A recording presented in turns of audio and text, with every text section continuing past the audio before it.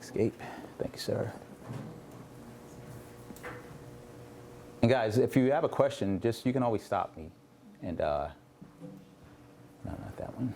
I was going to turn up your volume too. Yeah. That's why, you know what's funny? I'm looking at this over here and I can't see it. Custom.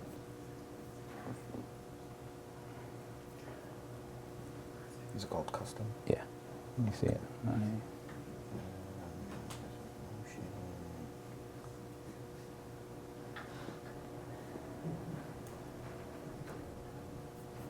Here. This. And then let me take this. Christmas. Let me close this up. Virtual graphics.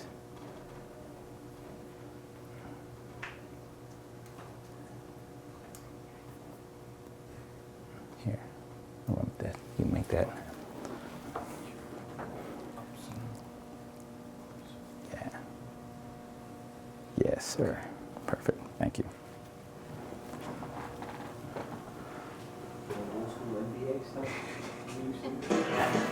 Kirk Cousins and the Minnesota Vikings have a secret weapon. Designed play-action rollouts to Cousins' left. It's an unorthodox play because generally, quarterbacks roll towards their dominant arm and Cousins is right-handed. But the Vikings have run designed left rollouts 24 times this season, at least double any other team. They've had outrageous results. 18 completions, 344 yards, 7 touchdowns, and a QBR of 99. The Seahawks, who the Vikings play on Monday night, have only seen one designed rollout to the left against them all season. On this example against the Eagles, the Vikings are on the right hash where they often start this play. Cousins fakes a handoff to Dalvin Cook and gets a good hard bite from most of the defense, resulting in not one but 2 receivers wide open downfield. The rollout puts space between Cousins and the pass rush, giving him a full 3.9 seconds to set his feet and fire a strike to Stephon Diggs for a touchdown. Take a look at the stress that Stephon Diggs has put on the defense, and it's a testament to the Vikings' play calling in this situation. This particular dropback type is just one part of an effective play-action attack that the Vikings go to often. And they're going to need it Monday night trying to keep up with MVP candidate Russell Wilson.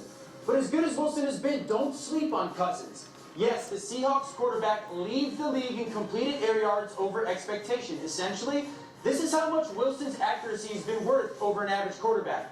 But sitting at number 2, you guessed it, Cousins. It should be quite the battle Monday night.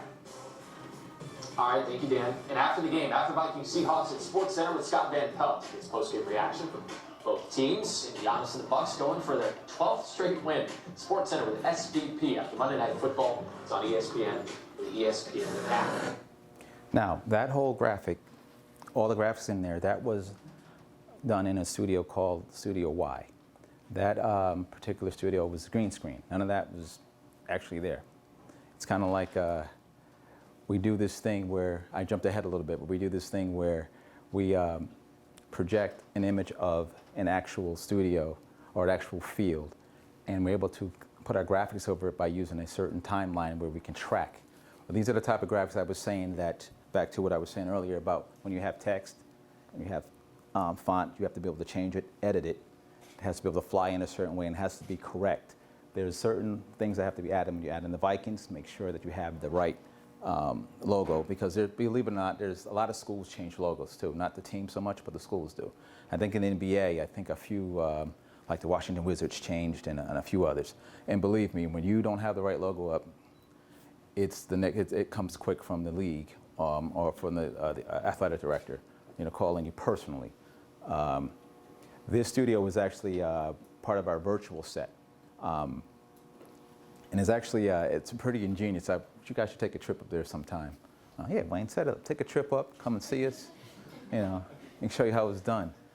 We do tours, by the way, so if you ever want, to actually see it, we can make that happen. I want to show you, as I was talking about what I do with the Viz, this is all part of the Viz as well. The studio is virtual, but this is all Viz. And this is more of a 3D version of Viz.